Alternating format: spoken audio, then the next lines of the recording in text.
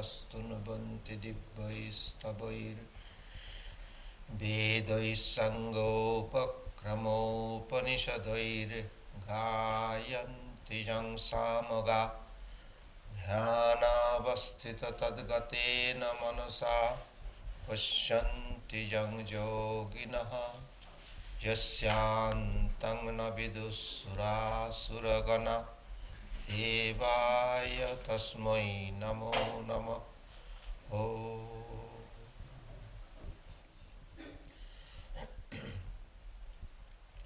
Our salutations to that Supreme Being who is one without a second, whom the sages call by various names. Our salutations to Him whose glory has been sung through the rapturous hymns of the scriptures of the world, but whose limitless and infinite glory none can comprehend. But again, whom the sages and devotees realize within their hearts in their deepest contemplation. Him we salute again and again. May He shine in our hearts, manifest therein all His glory, and dispel all darkness and ignorance. Om Shanti Shanti Shanti. Peace, peace, peace.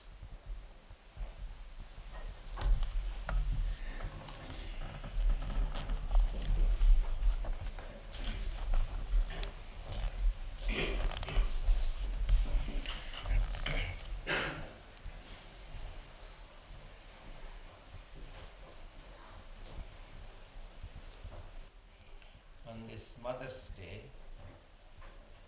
I salute God the Mother who dwells in the hearts of all. I am going to speak to you on mysticism and mystic visions.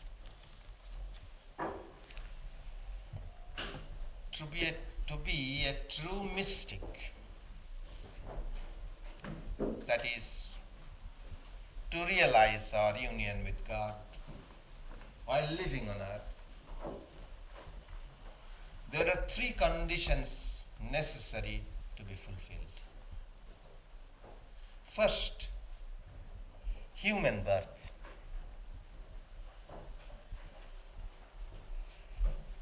And blessed is this human birth, because as a human being only, it is possible to realize our union with God.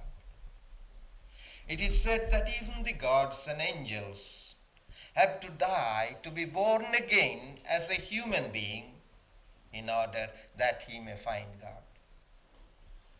So blessed is this human birth. Next condition is that we must have the longing, the desire for God, the desire for liberation. You see, there are millions of Hindus, millions of Christians, millions of Buddhists, millions of Muslims.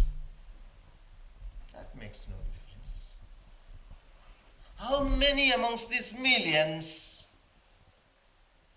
realize or even understand this simple truth that the purpose of this human life is to realize God, is to be perfect, even as the Father which is in heaven is perfect? How many realize this purpose? How many think that that is the purpose of life?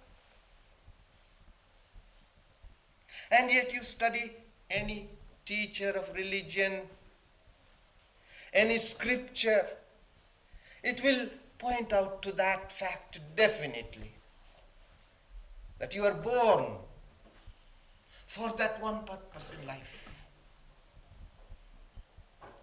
So we have to understand that that is the purpose of life, and not only merely understand and read scriptures, but we have to create create that desire, that longing for God through the practice of discrimination.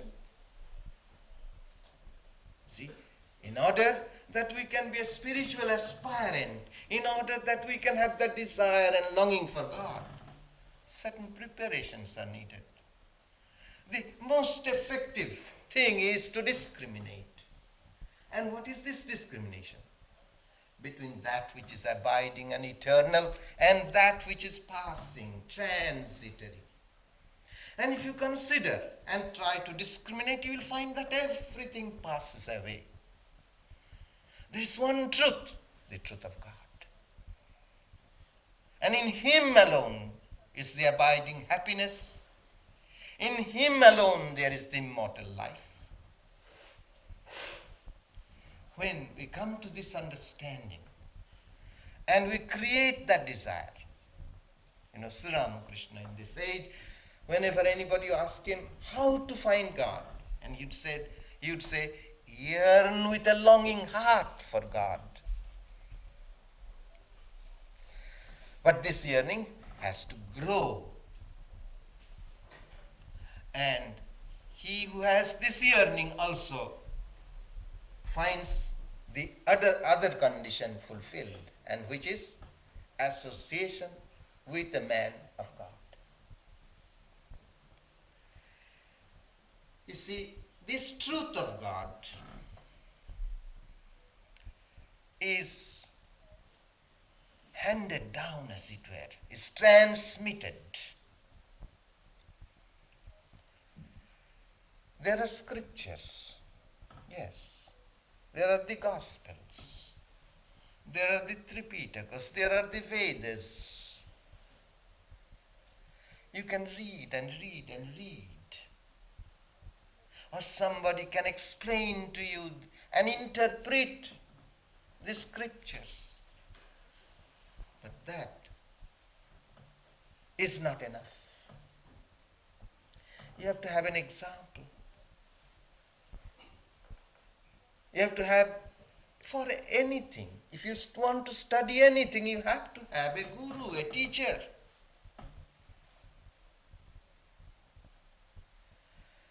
As it is said in the Upanishads, to many it is not given to hear of the Atman. Many, though they hear of it, do not understand it. Wonderful is he who speaks of it.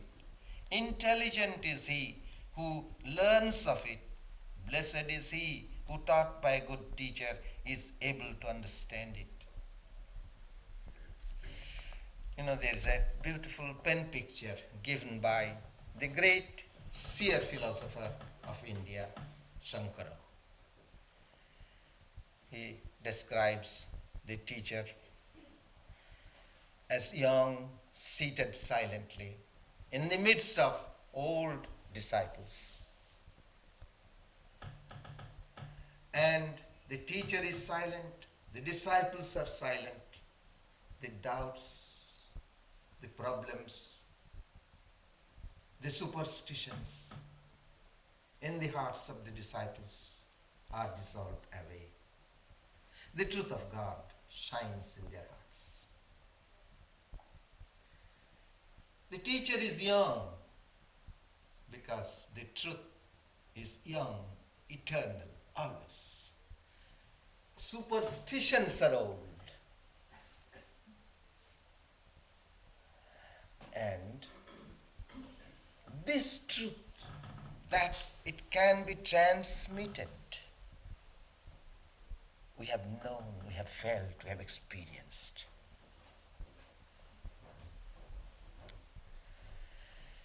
Now, in the West, perhaps, they make a distinction between religion and mysticism. For instance, religion they define as faith or belief in certain doctrines or dogmas or theological beliefs they have, and to accept such doctrines and creeds,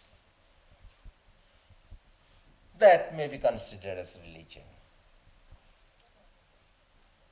But we consider religion as mysticism, because religion means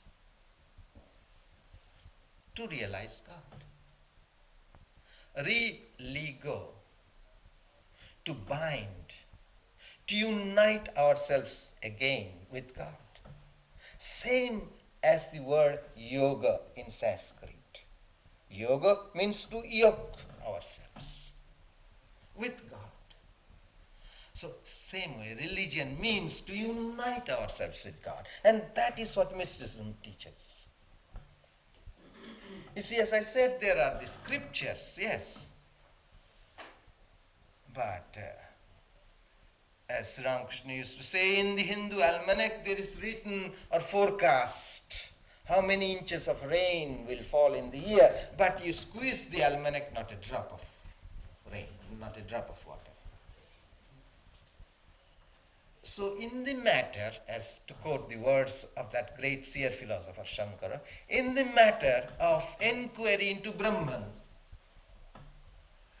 scriptures are not the only authority, but your personal experience.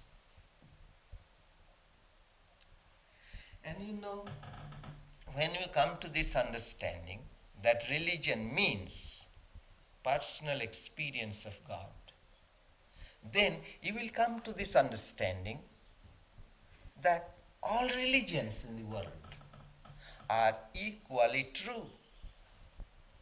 There would be no quarrel. Because if anybody follows any path, he will attain God. And the ideal is not to become a Hindu or a Buddhist or a Christian or a Muslim, but you are a Hindu or a Christian or a Buddhist or a Muslim, but your ideal must be to become a man of God.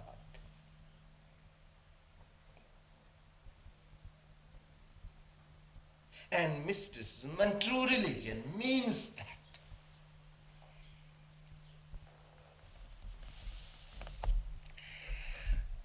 Why is it that we say that you have to have a personal experience? Because our ignorance is something that is directly perceived. It is immediate, it is direct in us. We feel our limitations, we feel our bondages, we feel our lacks in life. These are immediate experiences. And this ignorance can be removed only when we have a direct and immediate experience of another truth, as it were.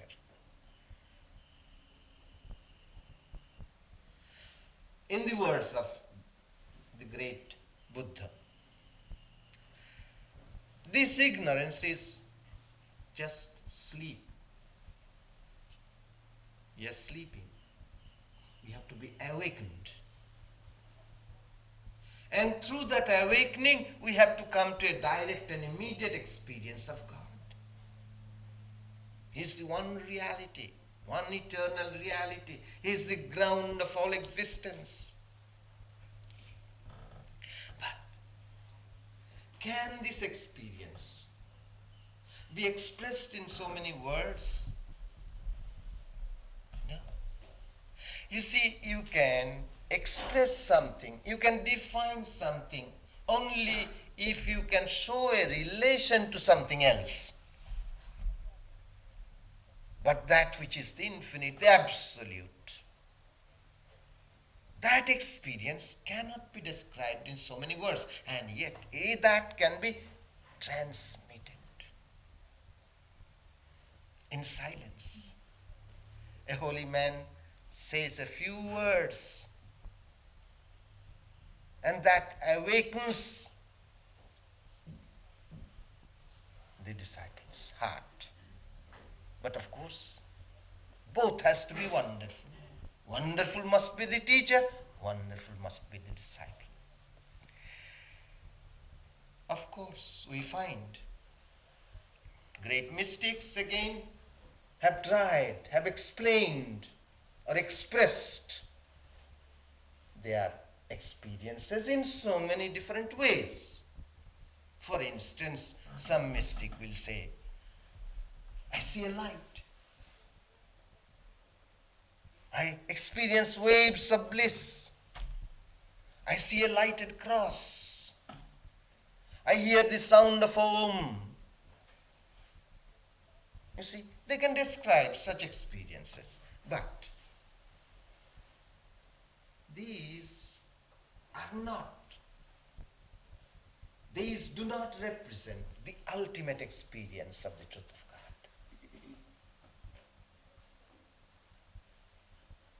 The ultimate truth is always inexpressible. Of course, these experiences are true. They are spiritual experiences. Very true. But they are only milestones on the path of progress. I remember at one time I was a young boy and ran away to meet my master. And I had a friend who was older than me, and he renounced the world and he was practicing austerity by himself. He had no guru or teacher. And he wrote to me that he had attained samadhi, the ultimate experience. So I asked my master. He knew this man. And he said, why, he came the other day, about 10 days back, I saw him. I looked at his eyes. He has not attained samadhi.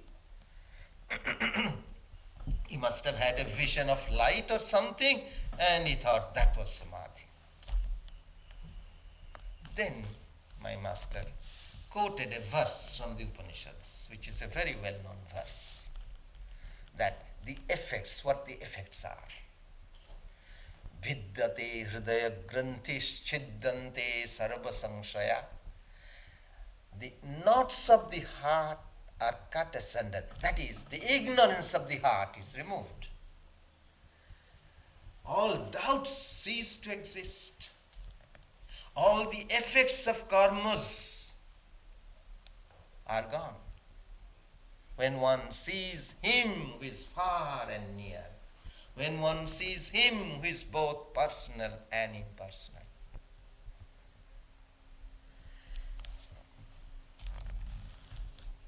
So there are, of course, these lower spiritual experiences, ecstasies, which can be described, though you cannot exactly describe. Even sense experience, unless somebody also has experienced the same thing, it cannot exactly be explained or described.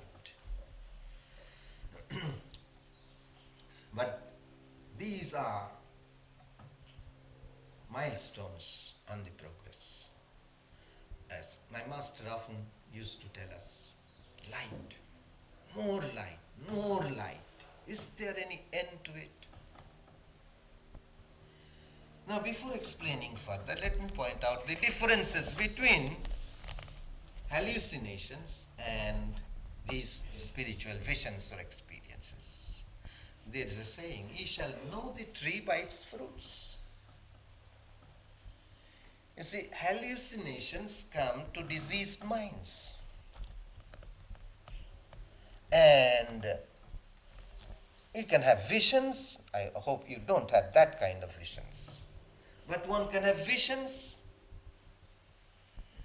and can have delirium. That has nothing to do with religion. That weakens the brain, weakens the mind.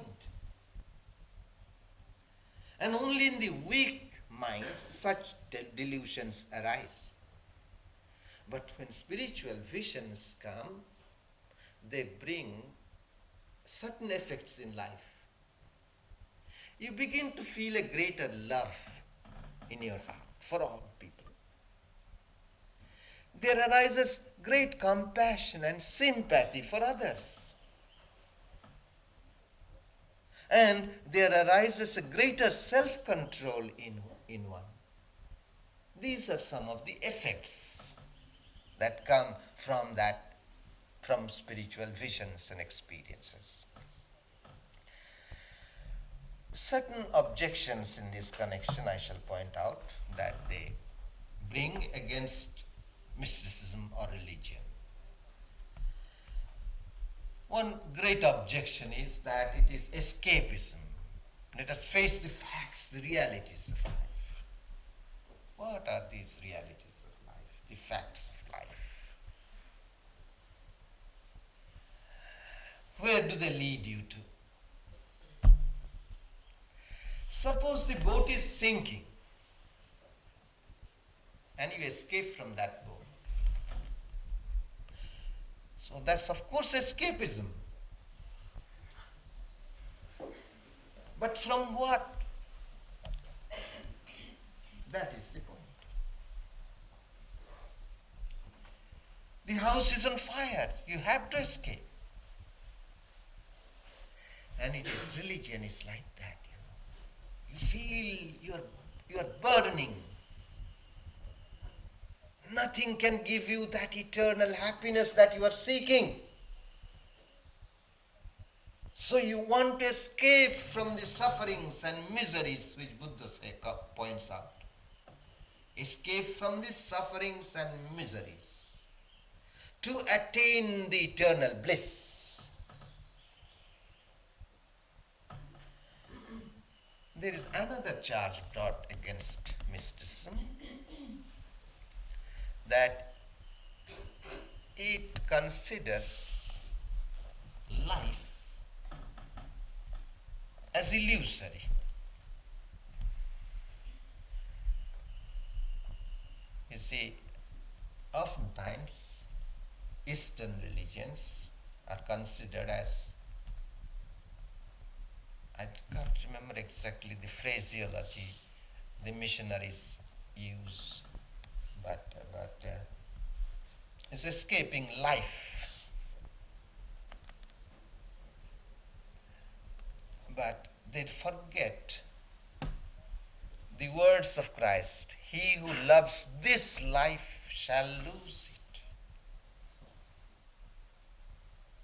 But you see, a mystic does not ignore life, that is life on the surface also. This life does not ignore the facts, the realities that we experience in this world. Because we are given this life. We are born as a human being. But a human being has to be twice born. We have a Sanskrit word called dija, twice born. A bird is twice born. Bird is born in egg form, and then the eggshell has to break in order that the bird can come out and fly into the air. Same way, we are born as in egg form, bound and limited by the shell of ignorance. We have to break through this shell in order to gain freedom. So it is not ignoring life.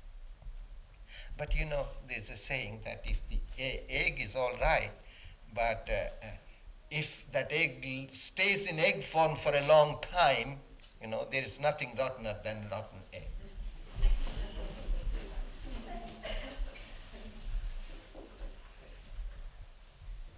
So we have to break through the shell of ignorance. Except a man be born again. You see, you have to be born again. Another point is that they say it is not rational. Now, of course, if you consider rationalism as your intellect depends upon the sense data, then of course it has nothing to do with that kind of rationalism. But in order that we can reason out, in order that we can be rational, we have to have certain direct experience. For instance, ordinarily we reason out things from our direct experience through the senses. Sense data present to us certain facts, and then we reason out, and that we call rationalism. Well and good. Now again, there are other experiences not on the plane of the senses. They are transcendental.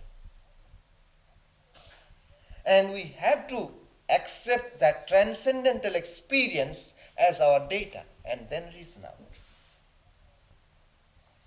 Then you will find it is very rational.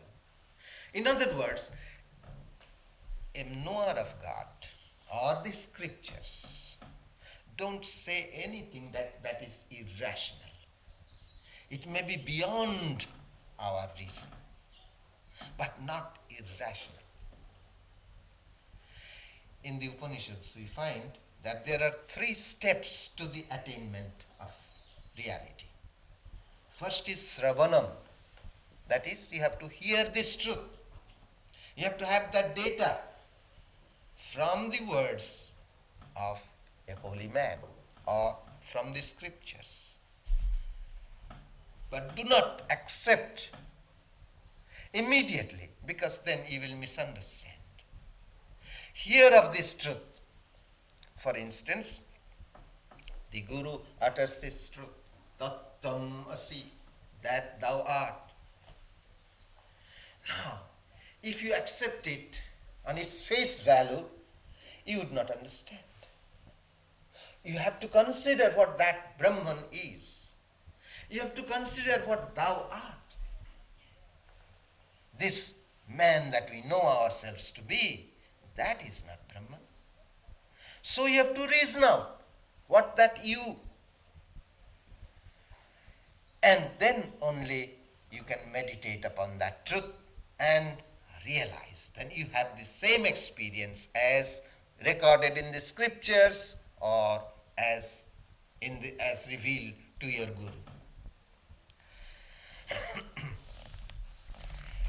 There are tests of truth also. You see, it is very rationalistic in a way. For instance, spiritual experience you cannot consider as the ultimate experience if any experience which you claim to be your experience can be had through any other means. For instance, one may be psychic, and one can look at your face and can say, now you have in your pocket $10. Now, that is not mysticism. Because if you go and search, or if you put your hand in your pocket, if he lets you do that, you will find those $10. So there are other ways and means by which you know what that man has. So that would not be mysticism.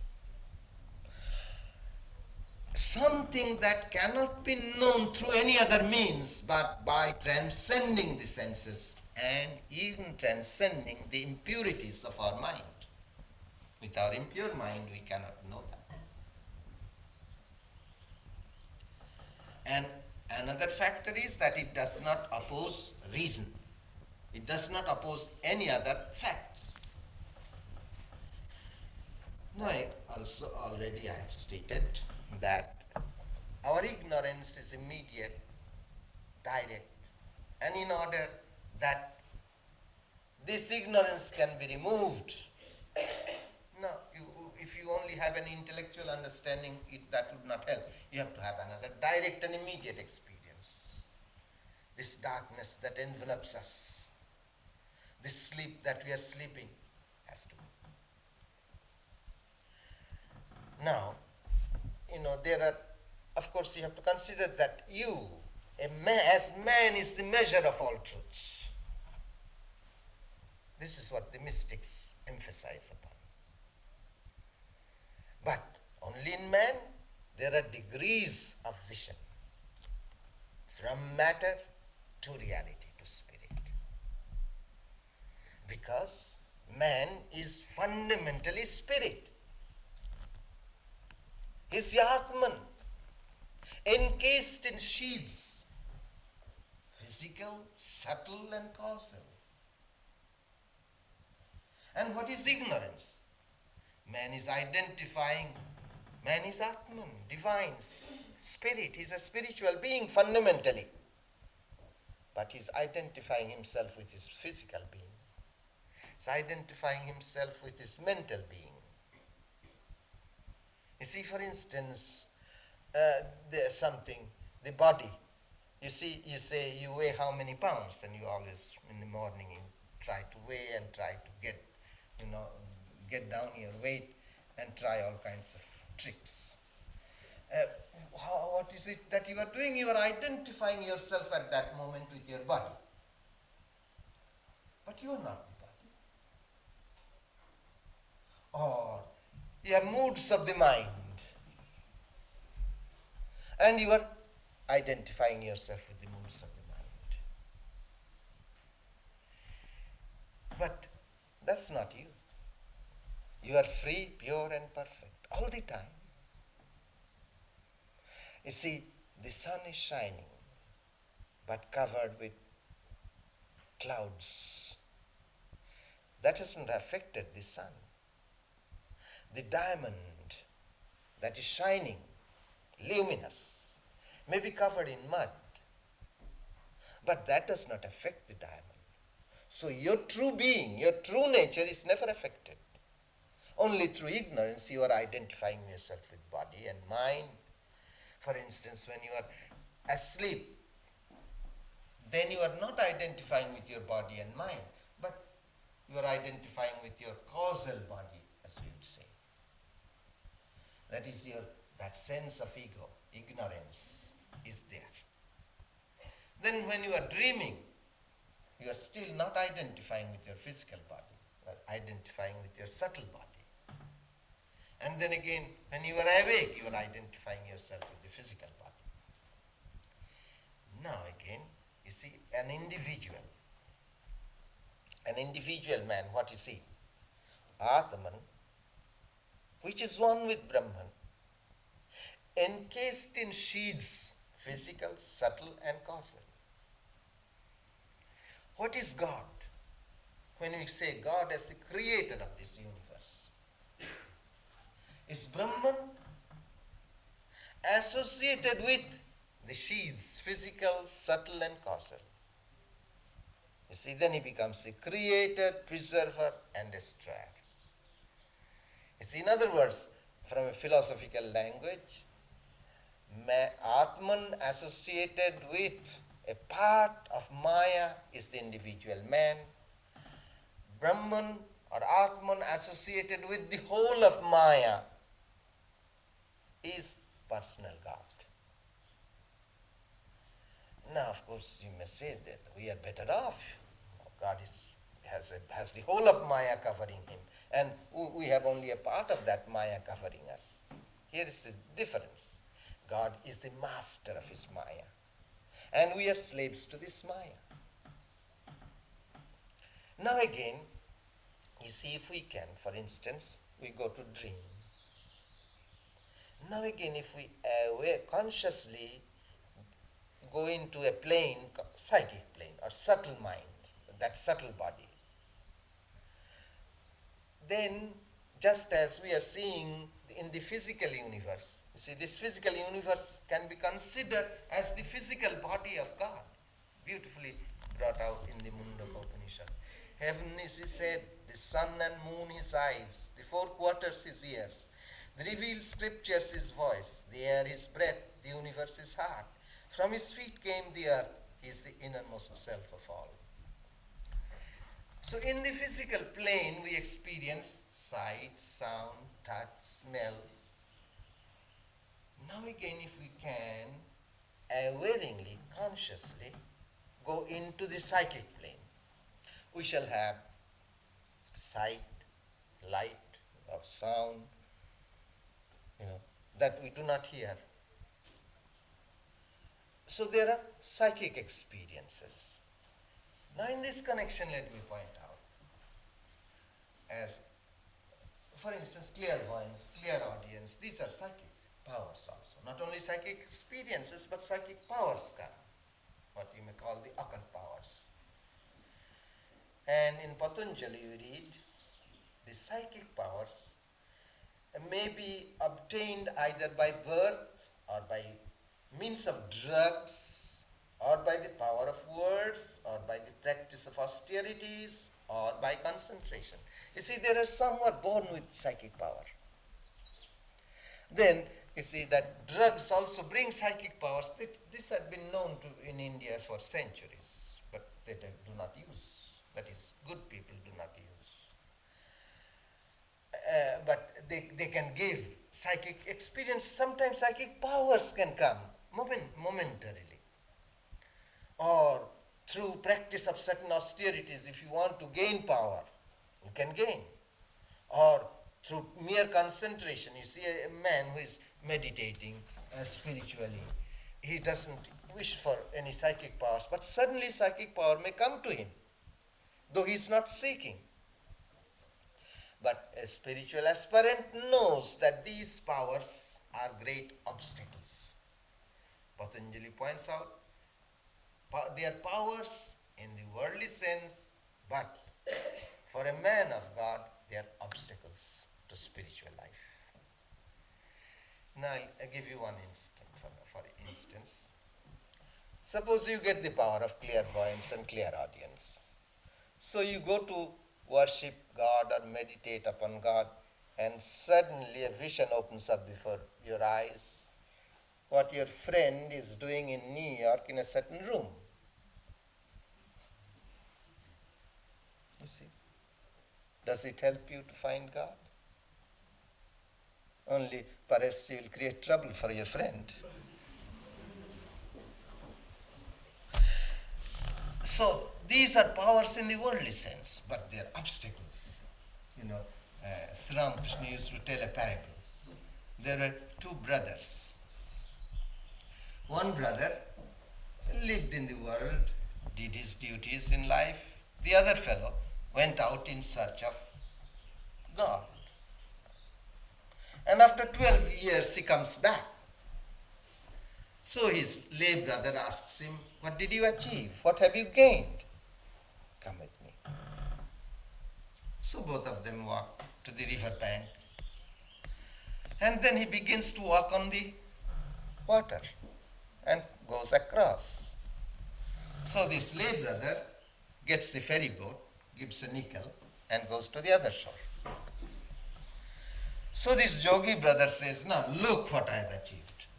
And this lay brother said, worth the nickel.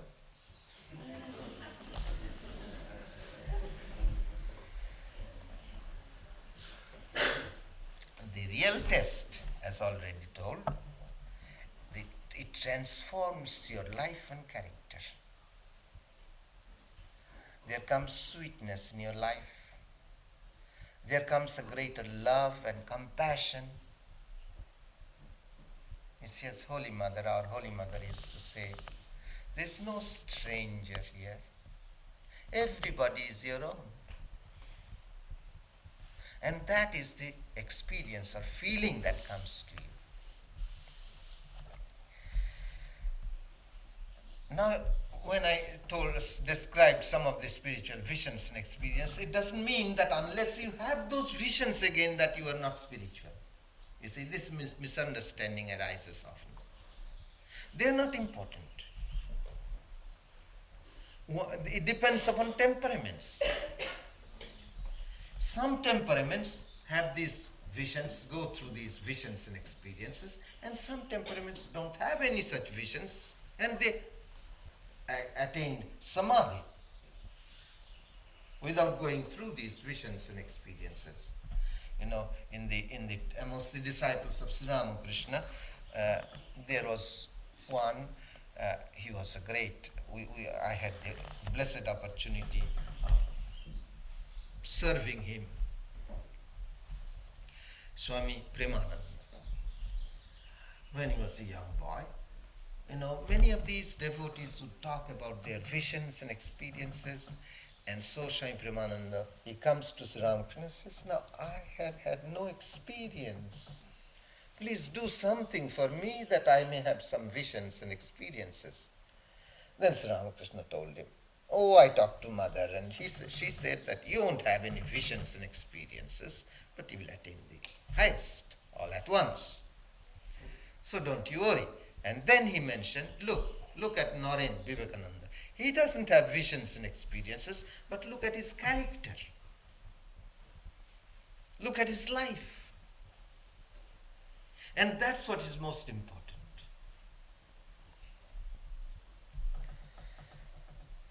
Now, of course, you do not attain to spiritual growth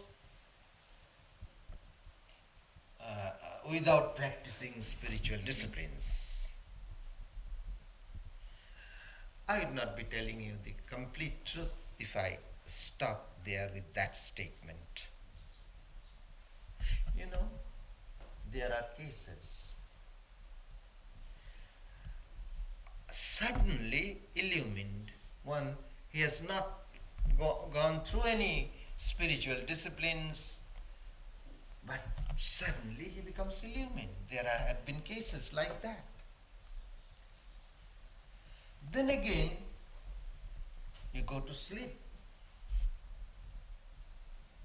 and suddenly you have a dream experience which is same as samadhi. It's no longer a dream.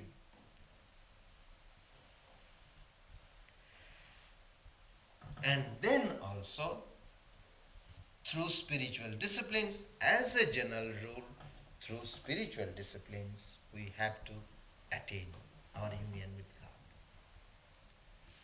Now, you see, otherwise, if I mention those just to give exceptions rather than rule, because otherwise you will say, oh, let me go to sleep and then I shall wake up illumined. Or waiting for that sudden illumination. No. You have to practice spiritual disciplines. As Ramakrishna used to say, there is fire in the fuel. You have to be convinced of its existence. Then you have to light that fire and then cook and satisfy your hunger. Or to quote the words of Shankara, a buried treasure is not uncovered by merely uttering the word, come forth. You must follow the right directions, dig, remove the stones and earth from above it, and then make it your own. In the same way, the pure truth of the Atman, which is buried under Maya, and the effects of Maya, can be reached by meditation, contemplation, and other spiritual disciplines such as a knower of Brahman may prescribe, but never by subtle arguments. Om Hari Om. Om Asato Ma Satgamaya Tamaso Ma Jyotirgamaya Mrittor Ma Amritangamaya Abir Maedhi Rudrajatte Dakshinang Mukhang Te Namang Pahi Nityam. Om. Lead us from the unreal to the real. Lead us from death to immortality. Lead us from darkness to light. Light us through and through, and guide us forevermore with thy loving presence. Om Shanti Shanti Shanti.